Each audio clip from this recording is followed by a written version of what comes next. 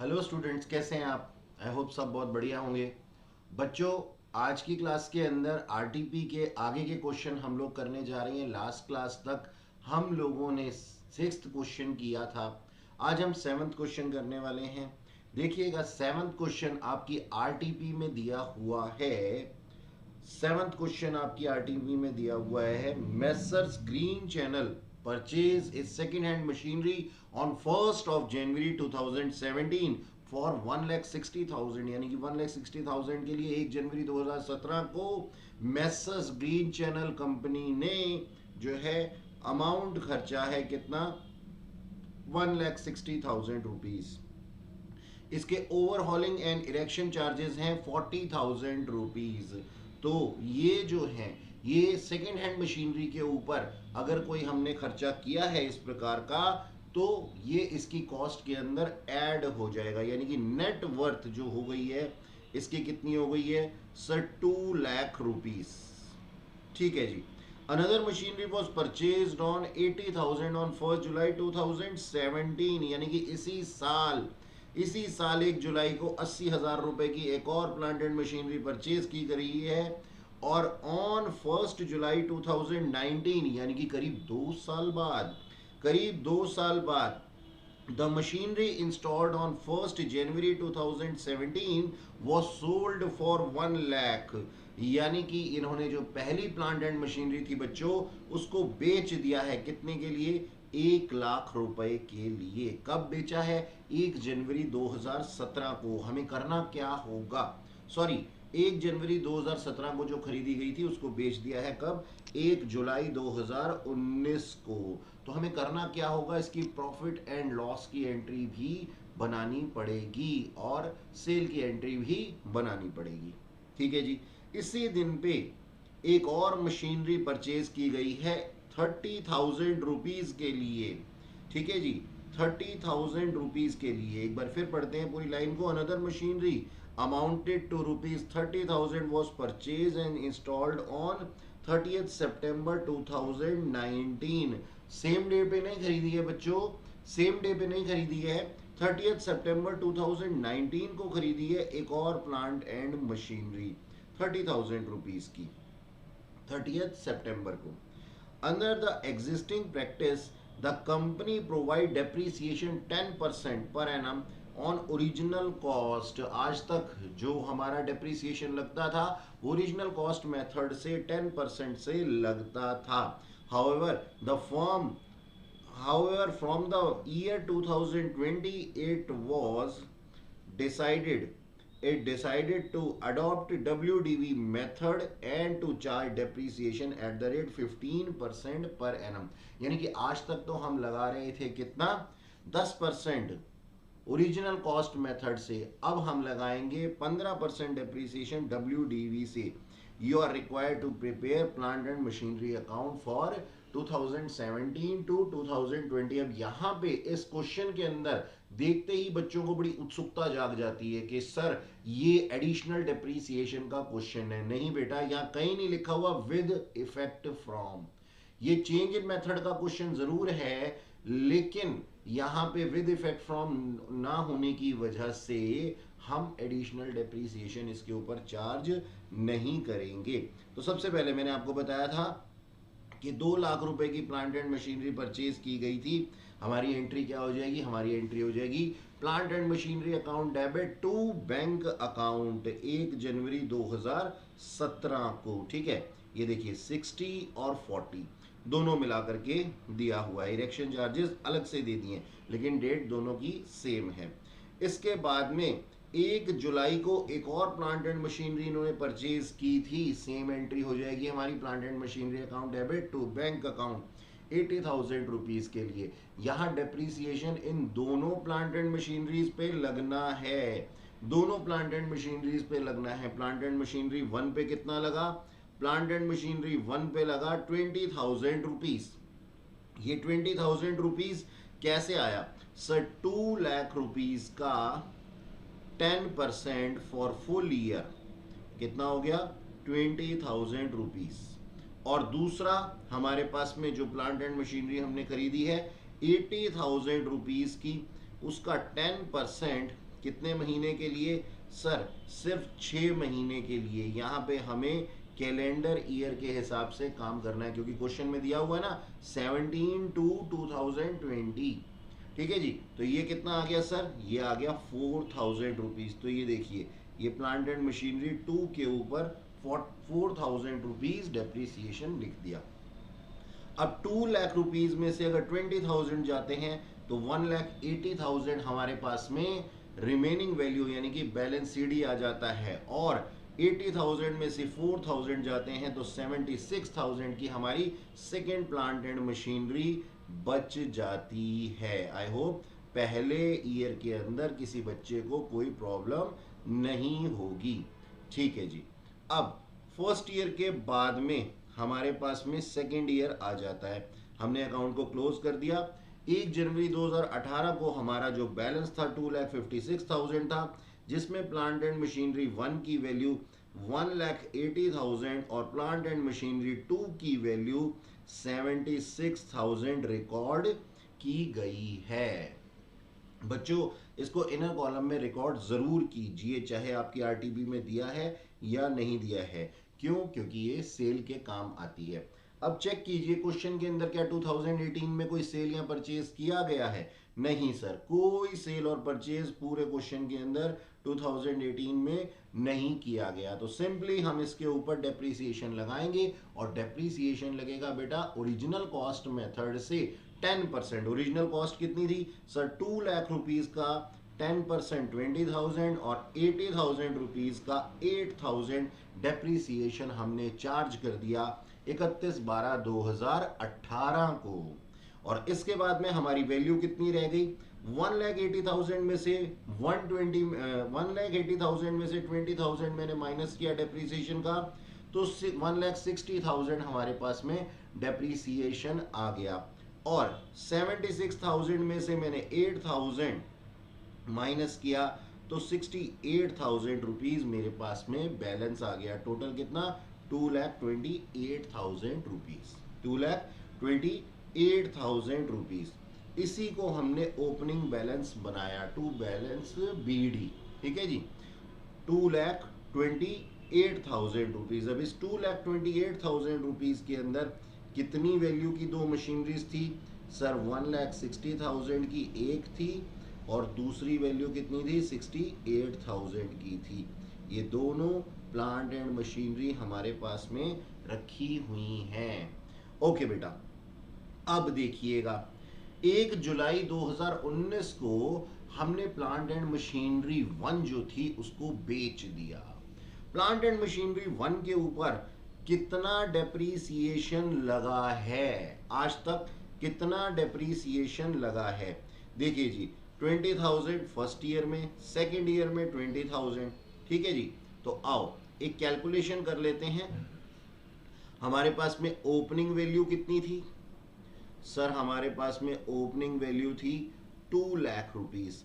अब तक का इसका 2 साल का डेप्रीसिएशन कितना लग चुका है सर? 20,000 और 20,000 साल 2017 में और साल 2018 में। ठीक है।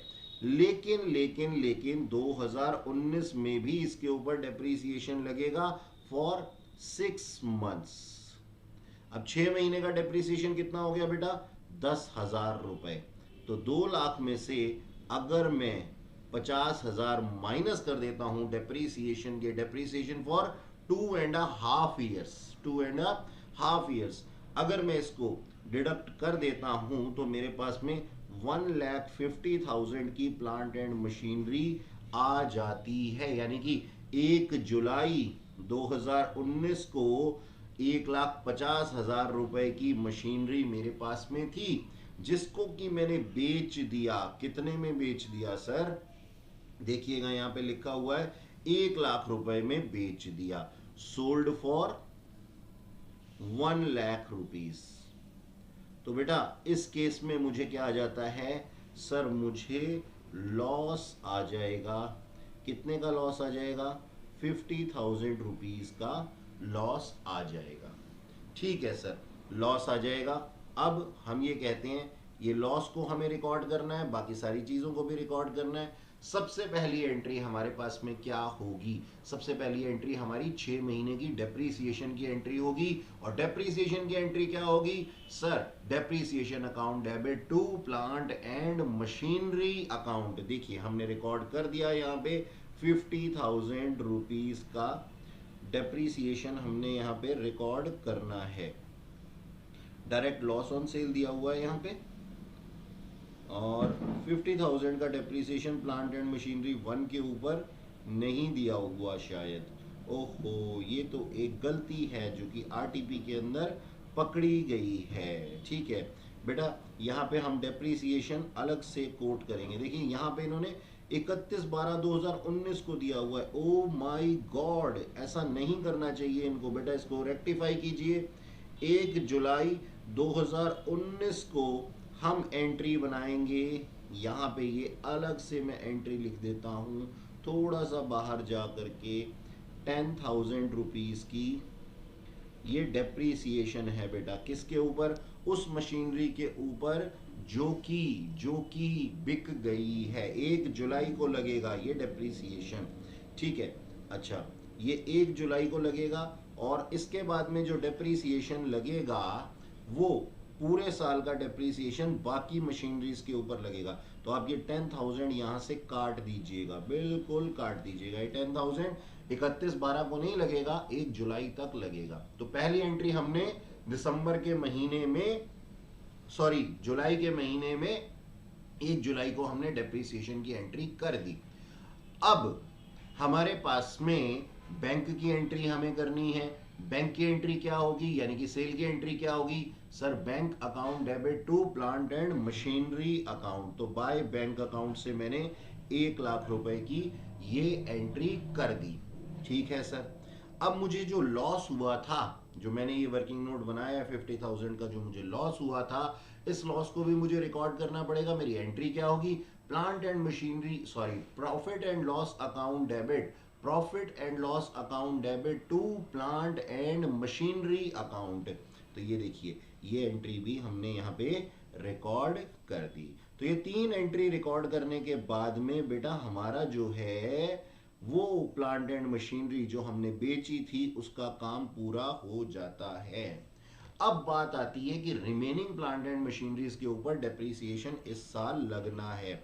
रिमेनिंग प्लांट एंड मशीनरी के ऊपर डेप्रीसिएशन कितना होगा? देखिए सेकंड मशीनरी हमारे पास में थी 80,000 रुपीज की, तो उसके ऊपर डेप्रीसिएशन की एंट्री क्या होगी sir? Depreciation account debit to plant and machinery account. ये देखिए 8,000 की हमने एंट्री कर दी। लेकिन इस साल एक और प्लांट एंड मशीनरी 30 सितंबर को 30,000 रुपए के लिए खरीदी गई थी। तो एंट्री क्या होगी? Plant and machinery account debit to bank account. ये देखिए ये एंट्री लिखी हुई है 30,000 रुपीज के लिए। 30,000 का डेप्रीसिएशन अब हम इस साल लगाएंगे। तो 30,000 का डेप्रीसिएशन कितना होगा सर? 30,000 के ऊपर 10% डेप्रीसिएशन लगेगा। और ये कितने टाइम के लिए लगेगा सर? लगेगा, देखिए 30 सितंबर को खरीदा गया था ना, अक्टूबर नवंबर दिसंबर 3 महीने के लिए 3/12। तो ये हमारे पास में आ जाता है 750 रुपीज, 750 रुपीज। 750 का हमने डेप्रीसिएशन लगा दिया। अब बेटा इसको आप 18,000 की जगह यहाँ पे इसको ठीक कर लीजिए। जो डेप्रीसिएशन हमारा लगेगा 8,750 रुपीज लगेगा। ठीक है जी, 8,750 रुपीज लगेगा दोनों प्लांट एंड मशीनरीज को मिला करके। ठीक है, जो रिमेनिंग थी। इसके बाद हमारे पास बैलेंसिंग आ जाएंगी, बैलेंस सीडी। अब लास्ट ईयर हमारी प्लांट एंड मशीनरी की वैल्यू क्या थी? देखिए ये वाली मशीनरी तो मैं बेच चुका हूं, इसकी तो मैं बात करूंगा नहीं। 68,000 की प्लांट एंड मशीनरी थी मेरे पास में। 68,000 की प्लांट एंड मशीनरी के ऊपर 8,000 का डेप्रीसिएशन लगा, तो बेटा 60,000 रुपीज मेरे पास में बैलेंस बच गया। और एक और प्लांट एंड मशीनरी 30,000 रुपीज़ की जो मैंने परचेज की है उसके ऊपर 750 का डेप्रीसिएशन लगा, तो 29,250 का बैलेंस मेरे पास में इस मशीनरी के अंदर रिमेनिंग रह गया। टोटल वैल्यू कितनी? 89,250 रुपीज़। याद रखिएगा इसके अंदर हमारी प्लांट एंड मशीनरी 2 है और प्लांट एंड मशीनरी 3 है। प्लांट एंड मशीनरी 2 की वैल्यू कितनी है सर? 60,000 आ चुकी है और 29,250 रुपीज़ किसकी वैल्यू आ चुकी है? आ चुकी है sir second plant and machinery की। अब क्वेश्चन में कहा गया है कि साल 2020 में हमने इस मेथड को चेंज कर दिया, 15% WDV से हमने डेप्रीसिएशन लगाया, तो ये जो प्लांट एंड मशीनरीज हैं इनके ऊपर हम डेप्रीसिएशन लगाएंगे। ठीक है सर, 15% के हिसाब से। अब देखिएगा कैलकुलेट करके देखते हैं हम भी, क्योंकि RTP की कैलकुलेशन के ऊपर भी हम विश्वास नहीं कर सकते हैं। ठीक है, तो 60,000 की प्लांट एंड मशीनरी हमारे पास में बची हुई थी। 60,000 की प्लांट एंड मशीनरी के ऊपर 15% का हमने डेप्रीसिएशन फुल ईयर के लिए लगाया। जी हाँ, 9,000 रुपीज़ और 29,250 रुपीज़ के ऊपर हमने 15% डेप्रीसिएशन लगाया, जो कि आता है 4,387.50 रुपीज़। आप चाहें तो इस 50 पैसे को राउंड ऑफ भी कर सकते हैं। रिमेनिंग बैलेंसिंग फिगर से आप रिमेनिंग बैलेंसेस निकाल सकते हैं कि 60,000 में से 9,000 गया तो 51,000, 29,250 में से अगर 4,387 रुपीज़ 50 पैसा जाएगा तो 24,862 रुपीज़ 50 पैसा बैलेंस बच जाएगा। तो ये जो है हमारे पास में थोड़ी सी इसके अंदर एक जगह पे गलती थी, ये डेप्रीसिएशन के अंदर। बाकी पूरा क्वेश्चन जो है आंसर सॉल्यूशन आपके सामने दिया गया है, जिसको कि मैंने समझा दिया है। ओके बेटा, चलिए अब नेक्स्ट की तरफ रुख करते हैं। ठीक है जी, नेक्स्ट क्वेश्चन क्या कहता है आइए देखें ज़रा। ये हमारी पिछले क्वेश्चन की वर्किंग दी हुई है। हाँ जी, बिल ऑफ एक्सचेंज का ये क्वेश्चन बहुत ही बढ़िया और उम्दा क्वेश्चन, अच्छा क्वेश्चन जिसको कि कहते हैं। आइए एक बारी क्वेश्चन को रीड आउट कर लेते हैं और उसके बाद इसके पॉइंट्स बना लेते हैं और जानते हैं कि फिर एंट्री, जनरल एंट्रीज हमारे पास में क्या होंगी। ठीक है, देखिए लिखा है Rita owed 1 lakh rupees to Shriman, यानी कि हमारे पास में जो श्रीमन जी हैं, श्रीमन जी ये ड्रॉर हैं और रीता जो हैं वो ड्रॉई हैं। ठीक है, on 1 October 2019 Rita accepted A bill bye Shriman for amount at 3 months। ठीक है सर, पहले पूरा क्वेश्चन पढ़ लेते हैं, उसके बाद में इसके पॉइंट्स बना लेंगे। Shriman got the bill discounted with bank for 99,000 on 3rd of October 2019। ओहो, यानी कि श्रीमन जी को बिल्कुल भी पेशेंस नहीं था। उन्होंने 3 अक्टूबर को ही, यानी कि 2 दिन बाद ही क्या कर दिया, इस बिल को डिस्काउंट करवा लिया। 99,000 रुपीज़ के लिए 1,000 रुपये डिस्काउंट चार्जेस लग गए। But before the due date Rita approaches Shriman to renew the bill. हे भगवान, रीटा जी आपने क्या किया? रीटा जी कहती हैं कि मैं पैसा देने लायक नहीं हूँ, मेरे पास इतना पैसा नहीं है, आप इस बिल को रिन्यू कर दीजिए। लेकिन बिल तो मैं एनकैश करा बैठा हूँ, श्रीमन जी कह रहे हैं रीटा को। तो अब इसके अंदर रिवर्सल की एंट्री होगी। जब न्यू रिन्यूअल होगी तो इसके अंदर क्या होगा, रिवर्सल की एंट्री हो जाएगी। ये एंट्री किस तरीके से होगी ये भी हम देखेंगे। अच्छा जी, इसके बाद लिखा हुआ है Shriman agree on the conditions that 50,000 paid immediately together with interest on remaining amount at 12% per annum for 3 months, and for the balance Rita should accept a new bill at 3 months। इसका मतलब क्या हुआ, श्रीमन जी ने कहा ठीक है 99,000 सॉरी 1 लाख रुपए का जो BR आपने मुझे दिया हुआ है इसको मैं रिन्यू कर देता हूं, लेकिन कंडीशन ये है कि आप 50,000 रुपए इंटरेस्ट के साथ में, इंटरेस्ट कितना है सर, इंटरेस्ट है इसका 12% इंटरेस्ट के साथ में आप मुझे जो हैं आज ही दे देंगी, और रिमेनिंग पैसों के लिए मैं आपके लिए एक बिल ऑफ एक्सचेंज बना दूंगा, ठीक है जी, बैलेंस के लिए। ओके, इसके बाद क्या हुआ, these arrangement were carried out but afterward Rita become insolvent. हे भगवान, ये तो बहुत बुरा हुआ। And 40% of the amount could be recovered from his estate pass the necessary journal entries. यानी कि उन्होंने जो सेकंड बिल अपना बनवाया था, जो सेकंड बिल एक्सेप्ट करके दिया था, उसको भी वो नहीं दे पाई, सिर्फ 40% रुपए ही वो दे पाई, 40% ही वो अमाउंट दे पाई। चलो अब क्या करते हैं बेटा, इसके ना पॉइंट्स बना लेते हैं। अब क्या करेंगे, हम इसके पॉइंट्स बना लेंगे। सबसे पहली बात क्या है, सबसे पहली बात है कि ये जो श्रीमन है, श्रीमन है, मिस्टर श्रीमन, ये कौन है सर, ड्रॉअर हैं, ठीक है। और रीटा जी कौन है, ये ड्रॉई हैं। ओके जी, अब फर्स्ट पॉइंट हम क्या बना सकते हैं sir, acceptance, acceptance by Rita. Rita ji ने एक्सेप्टेंस दिया फॉर 3 मंथ्स।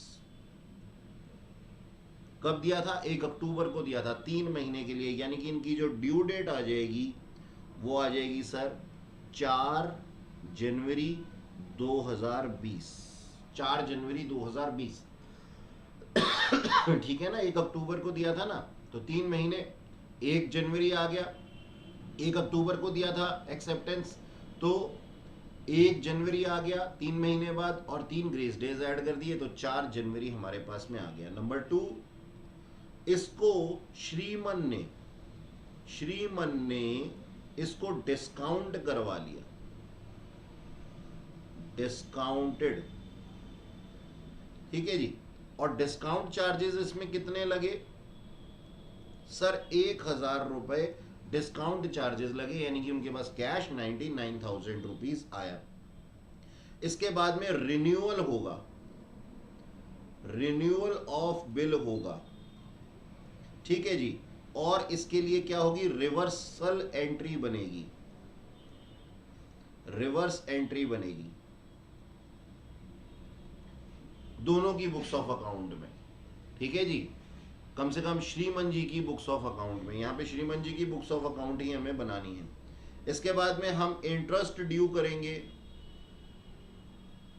जो कि इंटरेस्ट हमारे पास में आ जाएगा 50,000 रुपए के ऊपर, जो रिमेनिंग बैलेंस है ना उसका 50,000 रुपए के ऊपर 12%, कितने, 3 महीने के लिए, ये आ जाता है सर करीब 1,500 रुपए, ठीक है जी। इंटरेस्ट ड्यू होगा, और फिर उसके बाद में क्या होगी, पेमेंट होगी, पेमेंट होगी ऑफ 50,000 और प्लस ये इंटरेस्ट 1,500 की, 1,500 का जो इंटरेस्ट ड्यू हुआ है वो भी, और जो 50,000 रुपए हाफ अमाउंट वो देने के लिए तैयार हैं उसकी भी पेमेंट हो जाएगी, पेमेंट की एंट्री होगी। इसके बाद में क्या होगा सर, बिल डिसऑनर हो जाएगा, तो फिर से रिवर्सल की एंट्री करनी पड़ेगी, रिवर्सल एंट्री करनी पड़ेगी, ठीक है जी, डिसऑनर ऑफ बिल में। और लास्ट में 40% कैश रिसीव होगा। ये हमारे पास में पूरी की पूरी इस क्वेश्चन की जो है वो वर्किंग है। आप चाहें तो इसको सीक्वेंसली इसी तरीके से नोट कर सकते हैं। चलिए अब देखते हैं कि आंसर दिया हुआ है हमारे पास में। आइए, जो सीक्वेंस हमने बनाया उसी के हिसाब से हमने ये जनरल एंट्रीज लिखनी है। सबसे पहली एंट्री एक्सेप्टेंस देने की, किसकी, श्रीमन की बुक्स ऑफ अकाउंट में, क्योंकि लिखा हुआ है ना, pass the necessary journal entry, pass the journal entry with narration in the books of Shriman. तो श्रीमन जी की बुक्स ऑफ अकाउंट में हमें जर्नल एंट्री बनानी है, ठीक है। तो चलो बना देते हैं। जनरल एंट्री सबसे पहली क्या, बिल रिसीवेबल मिल रहा है, तो सबसे पहली एंट्री क्या हो गई sir, bill receivable account debit to Rita. ठीक है जी, बिल रिसीवेबल हमारा एसेट है, श्रीमन जी का एसेट है, एसेट बढ़ता है तो डेबिट हो जाता है। रीटा, रीटा जी जो हैं वो एक पर्सन है, पर्सन के ऊपर पर्सनल अकाउंट के रूल लगते हैं, और पर्सनल अकाउंट के रूल क्या कहते हैं, क्रेडिट द गिवर। ठीक है जी, क्रेडिट द गिवर, यानी कि रीटा ने बिल दिया है, वो गिवर है, और बिल रिसीवेबल आ गया है, डेबिट वर्ड कम्स इन भी कह सकते हैं, और एसेट अगर बढ़ता है तो डेबिट हो जाता है, ये भी कह सकते हैं। नेक्स्ट एंट्री, वैसे आप लोगों को जनरल एंट्रीज के रूल अच्छे से याद होने चाहिए ही होने चाहिए इस स्टेज पे आकर के। तो नेक्स्ट एंट्री, बिल डिस्काउंट करवाने की entry, bank account debit, discount charges account debit to bills receivable account, यानी कि बिल्स रिसीवेबल चला गया और पैसा आ गया कितना, 99,000, 1,000 रुपए के हमारे डिस्काउंटिंग चार्जेस लग गए। एक्सपेंसेस क्या होते हैं, डेबिट होते हैं। बैंक यानी कि एसेट बढ़ गया तो डेबिट होगा, और बिल रिसीवेबल एसेट है, एसेट जो घट गया यानी कि ट्रांसफर हो गया किसके पास, ओनरशिप के राइट ट्रांसफर हो गए बैंक के पास में, तो ये हमारे पास से श्रीमन जी के हाथ से घट गया, तो ये क्या हो जाएगा, क्रेडिट हो जाएगा। इसके बाद में देखिए कैंसिलेशन की एंट्री, क्योंकि उन्होंने रिन्यू कराने के लिए बोला था ना, तो अब देखिए ये कंबाइंड एंट्री है, रीटा जी ने हमने रीटा जी को वापस कर दिया होगा ये बिल रिसीवेबल, और बैंक ने हमसे पैसा ले लिया होगा, यानी कि बैंक से लेकर के हमने रीटा जी को दे दिया, उसकी कंबाइंड एंट्री है। ठीक है जी, तो क्या है, डेबिट द रिसीवर, और बैंक हमारे पास में है सर, बैंक ने इसको वापस दे दिया है, बैंक भी एक पार्टी की तरह से काम कर रहा है। ठीक है जी, तो Rita account debit to bank account, ये क्या है, ये रिवर्सल की एंट्री हमने कंबाइन एंट्री बना दी है, यानी कि वहां से लिया और आगे दे दिया। ठीक है जी, अब रिन्यूअल के बाद में, रिन्यूअल की बात जब पक्की हुई तो ये तय हुआ था कि 50,000 रुपए अभी देने पड़ेंगे और साथ में इंटरेस्ट भी देना पड़ेगा जो 3 महीने के बिल के ऊपर होगा। तो ये इंटरेस्ट ड्यू कर दिया हमने, Rita account debit to interest, यानी कि रीटा को हमने अपना एक डेटर बना दिया है, किसके लिए, इंटरेस्ट अमाउंट के लिए। इंटरेस्ट श्रीमन के लिए क्या है, इनकम है, इसलिए वो क्रेडिट हो रहा है उनकी बुक्स ऑफ अकाउंट में। ठीक है जी, अब रीटा जी ने पैसा दे दिया है श्रीमन को, तो श्रीमन की बुक्स ऑफ अकाउंट में एंट्री क्या होगी, bank account debit to Rita. Rita ने 51,500 रुपया कैसे बनाइए सर, 50,000 प्लस 1,500, ये दोनों अमाउंट दे दिए, पे कर दिया विद इंटरेस्ट। नेक्स्ट जो रिमेनिंग रह गए थे 50,000, उसके लिए एक नया बिल बनाया गया। एंट्री क्या होगी बिल बनाने की, bill receivable account debit to Rita, यानी कि रीटा के ऊपर हमने फिर से एक बार इसे विश्वास कर लिया है, तो bills receivable account debit to Rita, कितने के लिए, 50,000 रुपीज के लिए। अब डिसऑनर की एंट्री होगी नेक्स्ट, जैसा कि हमने सीक्वेंस तय किया था, क्योंकि ड्यू डेट पे ये पैसे नहीं दे पाई तो डिसऑनर हो जाएगा, ये डिसऑनर हो जाएगा तो क्या एंट्री हो जाएगी, रिवर्स एंट्री हो जाएगी, इसी की रिवर्स एंट्री हो जाएगी, Rita debit to bills receivable, यानी कि रीटा को हमने ट्रांसफर कर दिया था बिल्स रिसीवेबल में, अब वापस से हमने बिल्स रिसीवेबल से निकल करके उसको डेटर बना दिया है, तो Rita debit to bills receivable account.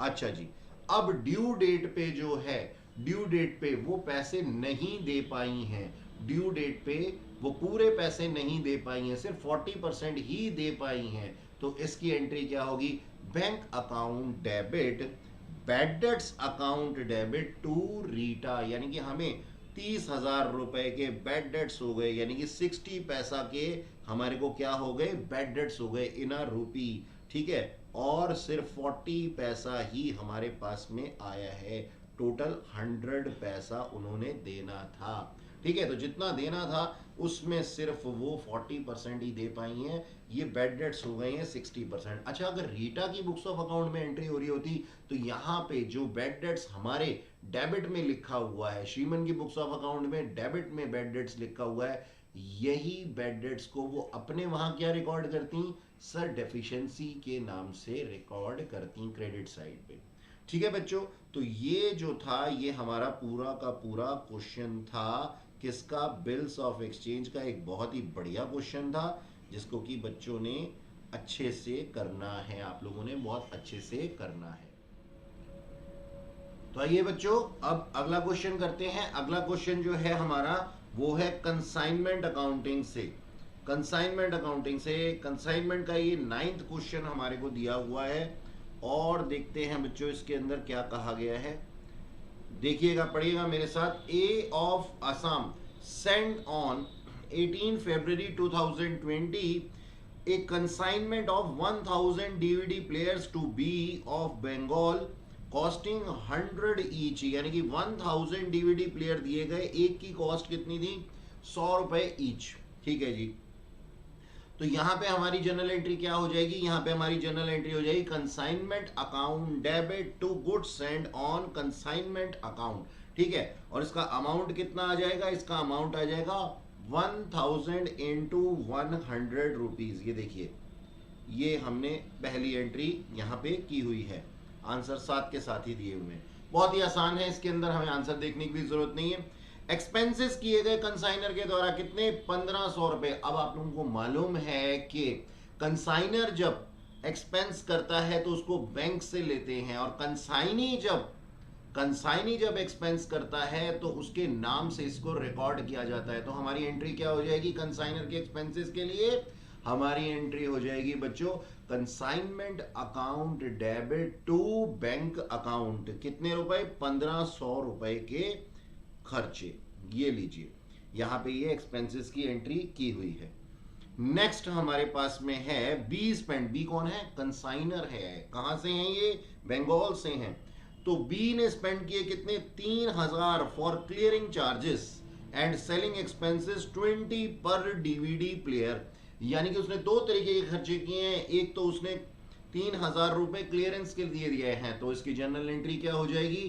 Consignment account debit to B account. B के अकाउंट में जाएगा ये। ठीक है जी। तो 3000 रुपए की हम एंट्री कर देंगे, क्योंकि अभी तक हमें पता नहीं है कितने डीवीडी प्लेयर इन्होंने बेचे हैं। जितने भी बेचे होंगे उसको 20 से मल्टीप्लाई करके हम दूसरे खर्चे के लिए भी सेम एंट्री लिख देंगे। आगे लिखा हुआ है be sold on 15 March 2020 600 DVD player at the rate 160 per DVD player, and again on 20th May 2020 300 DVD 170 रुपए के। यानी कि इसने दो रेट पे बेचे हैं। इसने 600 डीवीडी प्लेयर बेचे हैं 160 के, और 300 डीवीडी प्लेयर बेचे हैं 170 रुपए के। तो टोटल इसने 900 डीवीडी प्लेयर बेचे हैं, और 900 डीवीडी प्लेयर के ऊपर 20 रुपए के इसने सेलिंग एक्सपेंसेस किए हैं। तो इसकी एंट्री क्या हो जाएगी? Consignment account debit to consignee, यानी कि बीज अकाउंट। तो ये दोनों क्लियरिंग चार्जेस और सेलिंग एक्सपेंसेस ये भी रिकॉर्ड किए जा चुके हैं। अच्छा, अब अपने को सेल की एंट्री भी बनानी है। 900 डीवीडी इसने बेचे हैं, 900 डीवीडी प्लेयर इसने बेचे हैं, और टोटल इसने कितने का सामान बेचा है? इसने कितने में सामान बेचा है? कितने का नहीं, कितने में बेचा है? 600 इंटू 160 और 300 इंटू 170।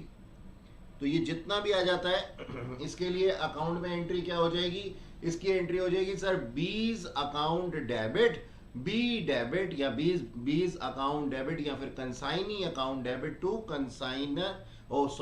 Consignment account. ठीक है जी। तो ये हमारे पास में 96,000 और 51,000 की दो एंट्रीज दी हुई हैं। हाँ बेटा, इस चीज का आप खास ख्याल रखिए, जब दो बार सेल हुई है तो दो बार एंट्री बनाएं, क्योंकि इंस्टीट्यूट आपसे यही एक्सपेक्ट करता है। आगे चलते हैं। लिखा है B is entitled to a commission of 25 per DVD player sold. ठीक है जी, उसको मिलेगा जितना उसने डीवीडी प्लेयर बेचे हैं। तो 900 डीवीडी प्लेयर इसने बेचे थे, 25 रुपए के हिसाब से इसको कमीशन मिलेगी। लेकिन साथ में बोला गया प्लस इनको कमीशन मिलेगी 1/4 of the amount by which the gross sale proceeds less total commission thereon exceeds a sum calculated at the rate 125 per DVD player sold. अब इस लाइन का क्या मतलब है बच्चों? इस लाइन का ये मतलब है, सिंपल सा मतलब है कि आप 125 पर डीवीडी प्लेयर से जितना भी ज्यादा पर बेचेंगे, कंसाइनर कंसाइनी को क्या कह रहा है, 125 रुपए पर डीवीडी प्लेयर से जितना आप ज्यादा बेचेंगे उस डिफरेंस में से पहले ये वाली कमीशन माइनस करूंगा और फिर उस बचे हुए अमाउंट का 1/4 आपको एज अ कमीशन दूंगा। तो ये क्या है, ये फर्स्ट कमीशन थी और सेकंड कमीशन क्या है, ये 1/4 वाली कमीशन है, ये 1/4 वाली कमीशन है, यानी कि ये ओवरराइडिंग कमीशन है। ठीक है जी, सेल को प्रमोट करने के लिए। ठीक है सर, ओके। तो ये सिर्फ हमारे पास में जो थोड़ा सा बहकाने के लिए कैलकुलेशन ऐसी लैंग्वेज लिखी गई है, इसका मतलब बिल्कुल साफ है, कोई ज़्यादा डरने की ज़रूरत नहीं है इस पॉइंट से। अच्छा जी, लास्ट में कुछ क्लोजिंग स्टॉक बच जाएगा। देखिए 1000 भेजे गए थे और 900 बिक चुके हैं, तो 100 डीवीडी प्लेयर जो हैं उनका क्लोजिंग स्टॉक की एंट्री भी हमें करनी पड़ेगी। तो आइए एक बारी कमीशन की कैलकुलेशन को देख लेते हैं बेटा, देखिएगा। अच्छा, अब ध्यान से सुनना मेरी बात को, रूल्स क्या कह रहे हैं यहाँ पे, ये लैंग्वेज क्या कह रही है, यहाँ पे लैंग्वेज कह रही है कि आपकी जो टोटल कमीशन है ना, वो टोटल कमीशन है कमीशन 1 प्लस कमीशन 2। अब हमें कमीशन 1 तो पता है कि सर 900 इंटू 20 है, लेकिन कमीशन 2 हमें पता नहीं है, इस वजह से हमें टोटल कमीशन भी पता नहीं है। तो हम क्या कर देते हैं सर, हम एक काम कर लेते हैं, टोटल कमीशन को एक्स लेट कर लेते हैं। हम टोटल कमीशन को एक्स लेट करके इसको निकालने की कोशिश करेंगे। देखिए यहां पे क्या दिया हुआ है, यहां पे दिया हुआ है आपके पास में let the total commission be X. अच्छा जी, अब एक्स यानी कि टोटल कमीशन कितनी है, 900 इंटू 25, यानी कि ये कमीशन 1 और प्लस का साइन है 1/4 ऑफ टोटल सेल्स। ये टोटल सेल्स है ना, 96,000 और 51,000। 1/4 of total sales minus total commission, और उसमें से हम किसका डिफरेंस ले लेंगे जी, 125, और उसके बीच का डिफरेंस हमें लेना है। तो 125 पे सामान अगर आप बेचते हैं तो कितने बेचे थे, 900 पीसेस बेचे थे। ये हमारे पास में एक इक्वेशन आ जाती है जिसको कि हम लिखते हैं, देखिए 900 इंटू 25, 22,500 प्लस 147, किसका टोटल है, इन दोनों का टोटल है। ठीक है सर, माइनस एक्स और फिर 900 इंटू 125। अब इस इक्वेशन को मैथमेटिकली आप बच्चे बहुत अच्छे से सॉल्व कर सकते हैं। हमने एक्स की वैल्यू निकाल ली 24,900, यानी कि हमारी टोटल कमीशन कितनी आ गई बच्चों, 24,900 की हमारी टोटल कमीशन आ गई, जिसकी की एंट्री क्या होने वाली है, consignment account debit to consignee, यानी कि बीज अकाउंट। ठीक है जी। अच्छा, अब क्लोजिंग स्टॉक कुछ बच गया था हमारे पास में। क्लोजिंग स्टॉक कितना बच गया था, क्लोजिंग स्टॉक बच गए थे सर 100 डीवीडी। देखिए 1000 डीवीडी भेजे गए थे, उसमें से 900 बिक चुके हैं, तो कितने रह गए, 100 पीसेस बाकी रह गए है ना, 100 पीसेस बाकी रह गए हैं। इसके ऊपर हमारे को कैलकुलेशन करनी है। ये 100 पीसेस का प्राइस कितना था सर, 100 रुपए, तो 10,000 रुपए के 100 पीसेस हो गए। अब इसके अंदर ऐड करूंगा प्रोपोर्शनेट एक्सपेंसेस, सारे रेकरिंग और नॉन रेकरिंग दोनों नेचर के। वैसे आप लोगों को बता दूं मैं, यहां पे मैंने आपको सिर्फ कंफ्यूज करने के लिए ऐसा बोला है कि यहाँ पे जो हमारे नॉन रेकरिंग नेचर के ही सारे के सारे कंसाइनर के एक्सपेंस माने जाते हैं। तो नॉन रेकरिंग नेचर के इसके एक्सपेंसेस इसने कितने किए थे, 1500 किए थे। कितने पे किए थे, 1000 गुड्स पे किए थे। तो 100 गुड्स पे कितने किए होंगे, जवाब है 150। ठीक है सर, ऐड कर देते हैं कंसाइनी के एक्सपेंसेस, कंसाइनी के क्लियरेंस चार्जेस। मैंने बताया था आपको क्लासेस में भी कि गोडाउन में आने तक के जितने भी खर्चे हैं, माल कंसाइनमेंट से लिया, रेलवे स्टेशन से या डॉक से माल उतारा और उसके बाद में हम गोडाउन तक ले जाने के जितने भी खर्चे होते हैं तो क्लियरेंस चार्जेस उसी के अंदर आता है। दूसरे वाले चार्जेस मत ले लेना इसके अंदर जो सेलिंग एक्सपेंसेस थे, ना ना ना ना ना ना, वो रेकरिंग नेचर के हैं। नॉन रेकरिंग नेचर के चाहिए हमारे को जो सिर्फ एक बार होते हैं। तो नॉन रेकरिंग नेचर के कौन से हो गए हमारे पास में? क्लियरेंस चार्जेस, और वो कितने थे? 3,000 रुपए थे। कितने गुड्स पे किए गए थे? 1,000 गुड्स पे किए गए थे। तो 100 पे कितना किया गया होगा? 300। तो 10,000 प्लस 150 प्लस 300, 1,450 रुपए हमारा क्लोजिंग स्टॉक है। हमारा क्लोजिंग स्टॉक है। ठीक सर। अब देखिए पूरा का पूरा क्वेश्चन सॉल्व हो चुका है और यहां पे ये बुक्स ऑफ अकाउंट हमने बनाने हैं। कंसाइनमेंट अकाउंट हमने बना लिया था, पूरा का पूरा ऑलमोस्ट बना लिया था। वर्किंग नोट से हमने क्लोजिंग स्टॉक निकाल लिया। उसकी जर्नल एंट्री क्या होगी sir? Consignment stock account debit to consignment account 10,450। ठीक सर। अब ये कमीशन की एंट्री भी हमने लिख दी थी इनकी। 20 अकाउंट डेबिट यहां पे लिख देंगे, अलग से लिखेंगे बेटा इसको, टू 20 अकाउंट कमीशन 24,900, ये भी हमने वर्किंग नोट से निकाला था।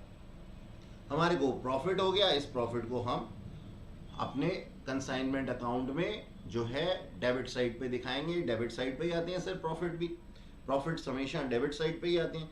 बी के अकाउंट्स के अंदर सारी की सारी जो उसने सेल्स की वो हमने शो कर दी। जितनी भी एंट्रीज अभी हमने पढ़ी थी वो सारी की सारी क्या कर देंगे? उसका रिवर्सल कर देंगे। यहाँ पे ये चीजें आ जाएंगी। तो लास्ट में हमारा एक बैलेंसिंग फिगर बच जाएगा और वो क्या? 1,01,100 रुपए। ठीक है जी। तो ये कंसाइनमेंट अकाउंट बहुत ईजी था, सिर्फ कमीशन की कैलकुलेशन के ऊपर हमें ध्यान देना था और उसकी लैंग्वेज को समझते हुए मैं एक बार फिर से बोल देता हूं आपको कि 125 पर डीवीडी प्लेयर से जितना ज्यादा आप बेचोगे, जितना ज्यादा आप बेचोगे उस डिफरेंस में से, यानी कि जैसे इसने 160 और 170 का बेचा था ना, तो 125 से 160-70 के बीच का जितना भी डिफरेंस है उसमें से पहले एक्चुअल कमीशन माइनस किया जाएगा और जो भी अमाउंट आएगा उसका 1/4 आपको एज अ कमीशन दिया जाएगा। ये हमारी सेकंड कमीशन है और फर्स्ट और सेकंड कमीशन को मिला करके हमारी टोटल कमीशन आ जाती है। चलिए सर, इजी क्वेश्चन था, बस डराने की थोड़ी सी कोशिश की गई, लेकिन हमारे बच्चे नहीं डरते सर, बिल्कुल नहीं डरते। चलिए आगे चलते हैं। देखिएगा यहां पे दिया हुआ है एक question, sales of goods on approval और रिटर्न बेसिस। याद आया? याद आया वो जमाना बच्चों जब हमने क्या कहा था? हमने पढ़ा था ये चैप्टर क्लासेस के अंदर और हमने कहा था एक रूल होता है कि गिवन टाइम पीरियड दिया हुआ होगा, गिवन टाइम पीरियड दिया होगा, उसके अंदर या तो हाँ बोल दे या ना बोल दे। और अगर गिवन टाइम पीरियड के अंदर तूने हाँ ना बोला, ना ही ना बोला, तो इसको सामान को बिका हुआ मान लूंगा कि ये सामान बिक गया है। तो चलिए पढ़ते हैं क्वेश्चन। देखिए क्या लिखा हुआ है। X supplied goods on sales or return basis to customer, the particular of which are as under. Date of dispatch कितनी थी? अच्छा, डेट ऑफ डिस्पैच और क्वेश्चन पढ़ने से पहले सबसे नीचे का हम पॉइंट पढ़ लेते हैं। Goods are to be returned within 15 days. 15 दिनों के अंदर, या तो डिस्पैच के 15 दिनों के अंदर वापस कर देना, वरना हम इसको बिका हुआ मान लेंगे। तो चलिए अब देख लेते हैं कि किस किस को क्या क्या मानेंगे। देखिएगा यहां पे लिखा हुआ है 10/12/2019 को किसको भेजा गया सामान? मैसर्स ABC एंड कंपनी को। कितना? 10,000 रुपए के गुड्स। और इसकी इंफॉर्मेशन 31/12 तक दी नहीं गई।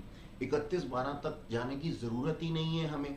10 तारीख के अंदर 15 दिन और ऐड करता हूं तो इसका टाइम पीरियड कब खत्म हो जाता है? इसका टाइम पीरियड खत्म हो जाता है सर 25 तारीख को। तो ये हम क्या मान लेंगे सर? सोल्ड मान लेंगे, सोल्ड। ओके चलिए आगे देखते हैं। 12/12 को सामान हमने DEF कंपनी को 15,000 रुपए का भेजा, जिसको कि उसने अगले ही दिन रिटर्न कर दिया। तो इसको हम सिंपली रिटर्न मान लेंगे, क्योंकि 15 दिनों की तो जरूरत ही नहीं पड़ी। माल देखा, नहीं समझ में आया, वापस भेज दिया, वापस भेज दिया, तो रिटर्न मान लो। ये भी हो गया सर। अब 15/12/2019 को मैसर GHI कंपनी को 12,000 रुपए की गुड्स भेजी गई, जिसमें से कि 2,000 की गुड्स जो थी वो 20 तारीख तक वापस आ गई, यानी कि पांचवें ही दिन 2,000 रुपए की गुड्स रिटर्न हो गई। तो 2,000 रुपए को हम क्या मानेंगे सर? रिटर्न मानेंगे। अच्छा, और बाकी की कोई इंफॉर्मेशन नहीं दी हुई, नीचे भी कुछ नहीं लिखा हुआ उसके बारे में, तो बाकी को हम क्या मान लेंगे जी? सोल्ड मान लेंगे। 10,000 को हम सोल्ड मान लेंगे, लेकिन कब, कौन सी डेट पे सर? जब इसके डेट खत्म होंगे तब, यानी कि 30 तारीख को 30/12/2019 को हम इन 10,000 गुड्स को सोल्ड मान लेंगे। ये ध्यान से देखिएगा, ये मैंने यहां पे बड़ा करके दिखाया। 30/12/2019 को 10,000 के गुड्स सोल्ड मान लेंगे, क्योंकि इंस्टीट्यूट के अंदर आंसर में कुछ गड़बड़ की हुई है। देखिए बच्चों, इंस्टीट्यूट अपनी आरटीपी के अंदर कोई भी गड़बड़ करे, लेकिन वो आपसे एक्सपेक्ट नहीं करता कि आप गड़बड़ करें। तो बेटा सजेस्टेड आंसर के अंदर भी गलती हो सकती है, लेकिन आपको गलत नहीं करना है। हम रिटर्न कब मानेंगे? हम रिटर्न मानेंगे 20 तारीख को, लेकिन सोल्ड कब मानेंगे? 30/12/2019 को, जबकि इंस्टीट्यूट ने 20/12/2019 को ही रिटर्न और सोल्ड दोनों माना हुआ है, जो कि एकदम गलत है। नहीं, सही नहीं है, ये बिल्कुल नहीं करना, पाप लगेगा। ठीक है जी, आगे देखते हैं। लिखा है 20/12/2019 को मैसर DEF को फिर से एक बार सामान भेजा गया 16,000 रुपए का, और उन्होंने एक्सेप्टेंस दे दी। कब? 4 दिन बाद ही, यानी कि 15 दिन की जरूरत ही नहीं पड़ी इनको, तो इसको हम सोल्ड मान लेंगे।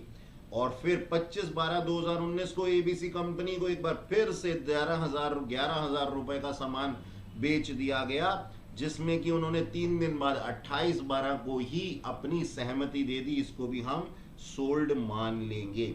अब देखिएगा ध्यान से, यहां क्या लिखा हुआ है? 30/12/2019 को, ओहो, यानी कि डेट ऑफ क्लोजर से ठीक एक दिन पहले हमने किसी को, GHI कंपनी को 13,000 रुपए का सामान बेच दिया। अब इसके लिए कोई इंफॉर्मेशन दी ही नहीं हुई। भैया इसकी ड्यू डेट कब आएगी? सर इसकी ड्यू डेट तो अगले पीरियड में आएगी, यानी कि 31 दिसंबर के बाद आएगी। तो इसके बारे में हम कुछ नहीं कहेंगे, ना ये सेल है ना ही ये रिटर्न है, ये बैलेंस CD मान लिया जाएगा। चलो जी, सारी इंफॉर्मेशन हमने देख ली। ये हमारे पास में सारा, जैसा मैंने आप लोगों को बताया, ये सारा का सारा वैसा ही आंसर बना हुआ है आपके सामने। देख लीजिए कि 10,000 रुपए की गुड्स को हमने सोल्ड में रख दिया। आपको कॉलम क्या बनानी है? डेट, पार्टी का नाम, लेजर फोलियो बनाना हो तो बना लीजिएगा, वैसे बना लीजिएगा ज़्यादा बढ़िया है, क्योंकि नहीं बनाएंगे तो नंबर कट सकते हैं। ठीक है, अमाउंट का, ड्यू डेट का, कि इसकी ड्यू डेट कब आएगी, ठीक है जी, और सेल माना या रिटर्न माना। ठीक है, तो इसको ना डेट की जगह ना ड्यू डेट लिखना बेटा, ड्यू डेट लिखना। तो इस तरीके से हमने देखा, जो हमने बोला था उसी तरीके से ये बना हुआ है। और देखिए यहाँ पे देखने वाली बात क्या है, यहाँ पे इंस्टीट्यूट ने 20 दिसंबर को 10,000 रुपये 2,000 की सेल मानी हुई है और 2,000 की रिटर्न मानी हुई है, जो कि बिल्कुल सही है। आप क्या कर देंगे, यहाँ पे लिख देंगे दिसंबर 30 और 10,000 रुपये का कॉलम यहाँ में, इसमें इसके आगे 30 दिसंबर लिखेंगे, आप 30 दिसंबर लिखेंगे। ठीक है, दिखाई दे रहा है आपको? ओके, 30 दिसंबर को आप सेल मानेंगे इसको। और लास्ट में हमारे पास में 13,000 रुपए के लिए हम कुछ नहीं बोल सकते, क्योंकि इसकी ड्यू डेट अभी आई नहीं है। ना ही इसको रिटर्न मानेंगे और ना ही इसको सोल्ड मानेंगे। ठीक है सर, अब क्या होगा? अब हमारा एक अकाउंट मेंटेन किया जाएगा, goods on sales or return total account, यानी कि ये कस्टमर का अकाउंट है। तो यहाँ पे जो हमारे पास में सेल दी हुई है उसको हम कहाँ लिख देंगे जी? क्रेडिट साइड पे लिख देंगे। भाई कितने का सेल किया था हमने? सर 77,000 का सेल किया था। मैंने इसको लिख दिया, by goods send on sales on और रिटर्न बेसिस। जितने की गुड्स का रिटर्न का टोटल था और सेल का टोटल था उसको डेबिट साइड पे लिख दिया 17 और 47, और जो बचा हुआ बैलेंस है, जो अनबिका है, उसको बैलेंस CD लिख करके 13,000 रुपए डेबिट साइड पे लिख दिया। ठीक है सर, तो ये था हमारा नेक्स्ट क्वेश्चन जो कि बहुत ही ईजी था, मुफ्त के नंबर दे करके जाएगा अगर एग्जाम में आया तो। ठीक है सर। इसके बाद में हमारे पास क्वेश्चन दिया हुआ है अकाउंट करंट का। अकाउंट करंट, अकाउंट करंट क्या है सर? लेन देन की बातें चल रही हैं यहाँ पे, और लेन देन के ऊपर एक दिन का इंटरेस्ट कैलकुलेट किया जाएगा। ठीक है जी, ओके। जितनी भी नेट ट्रांजेक्शन होंगी उसके ऊपर एक दिन का इंटरेस्ट कैलकुलेट किया जाएगा। क्वेश्चन में क्या दिया हुआ है? क्वेश्चन में लिखा हुआ है ये ट्रांजेक्शन G एंड H के बीच में, the following are the transaction that took place between G and H during the period 1 October. ठीक है जी, यहां सबसे पहले क्या लिखा हुआ है? Balance due G by H, G by H। ठीक है जी, तो यहाँ पे H जो है हमने किसकी बुक्स ऑफ अकाउंट बनानी है? G की बुक्स ऑफ अकाउंट बनानी है। हमने क्या करनी है जी?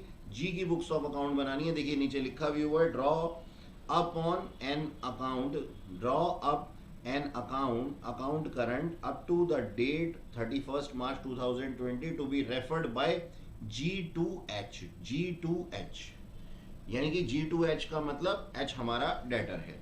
Charging interest at the rate 10% per annum, interest to be calculated in nearest multiple of rupee. ठीक है जी, और 1 year is equal to 365 days. इसका मतलब हम फरवरी को क्या मानेंगे? हम फरवरी को 28 डेज मानेंगे। 28 डेज मानेंगे फरवरी का महीना जब भी आएगा। ध्यान रखना, क्योंकि अगर 366 डेज लिखा होता ना, इसका मतलब फरवरी का 29 का महीना है। इस चीज को खास ख्याल रखना। मैं दोबारा से रिपीट कर देता हूं, मैंने क्या बोला? 365 दिया हुआ है, इसका मतलब 28 का महीना है फरवरी का, और 366 दिया हुआ है, इसका मतलब फरवरी का महीना 29 का है। चलो अच्छा जी, अब हमारे पास में क्या दिया हुआ है? G2H की हम बात कर रहे हैं। तो हमने, अच्छा और क्या देखना है इस क्वेश्चन के अंदर? हमने और क्या बता सकता हूं मैं आपको? हाँ, और तो कुछ नहीं दिया हुआ है। नॉर्मली हमने क्वेश्चन करना है, ठीक है, और कोई बात नहीं है। हाँ, तो सबसे पहले है balance due to G by H। G by H मतलब कि हमें उससे पैसे लेने हैं। तो ये कहाँ आ जाएगा सर? डेबिट साइड पे आ जाएगा 3000 रुपए। हाँ, एक जो सबसे बड़ी बात, जब बैलेंस ड्यू की बात दी हुई होती है तो हम डेज कहां से काउंट करने शुरू करते हैं? जो डेट दी होती है उसी से। जो बैलेंस ड्यू की बात होती है उसके अंदर वो दिन काउंट होता है जो दिया हुआ होता है, यानी कि 1 अक्टूबर को आप नंबर ऑफ डेज में काउंट करेंगे। और बाकी ट्रांजैक्शंस के अंदर जैसे ये 18 अक्टूबर दिया हुआ है, तो आप डेज कहां से काउंट करना शुरू करेंगे? 19 तारीख से काउंट करना, नेक्स्ट डे से काउंट करना शुरू करेंगे। तो क्लासेस के अंदर आप लोगों को बताया गया था। अच्छा सर, तो सबसे पहले 3000, 1 अक्टूबर को balance due to G by H 3000 रुपए। ठीक है जी, हमने नंबर ऑफ डेज काउंट कर लिए। तो 1 अक्टूबर की जब हमने बात की, इसकी ड्यू डेट अगर नहीं दी हुई तो हम ड्यू डेट क्या मानेंगे सर? 1 ही अक्टूबर मानेंगे। और 31 मार्च 2020 तक कितने दिन हो जाते हैं? 182। 3000 से मल्टीप्लाई कर देता हूं, 546। ठीक है सर, नेक्स्ट ट्रांजैक्शन पे जाता हूं। नेक्स्ट ट्रांजैक्शन के अंदर क्या बोला हुआ? 18 अक्टूबर। 18 अक्टूबर को 2500। ठीक है, ये भी G2H। तो कहां आएगा बैलेंस सर? ये आएगा सर डेबिट साइड पे, और H2G कहां आएगा? क्रेडिट साइड पे आएगा। तो G2H डेबिट साइड पे। ओके सर, कितना? 2500 का बैलेंस है। 31 मार्च तक हमारे डेट क्या बनते हैं? देखो, जब कुछ नहीं दिया हुआ तो ड्यू डेट 18 अक्टूबर ही मान लूंगा।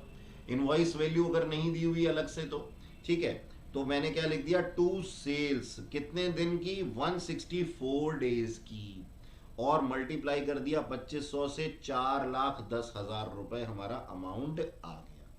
ठीक है जी, इसके बाद में नवंबर 16 की बात हुई है, 4000। लेकिन नवंबर 16 की ड्यू डेट, डेट्स कब से काउंट करेंगे आप? जब इनवॉइस डेट यानी कि ड्यू डेट दी हुई होगी। यहाँ पे ड्यू डेट दी हुई है, ऊपर दोनों ट्रांजैक्शन के अंदर ड्यू डेट नहीं दी हुई थी, तो इन्हीं को हमने ड्यू डेट मान लिया था। लेकिन अब की बार 26 नवंबर से हम कैलकुलेट करना शुरू करेंगे, यानी कि उसके अगले दिन से कैलकुलेट करना शुरू करेंगे।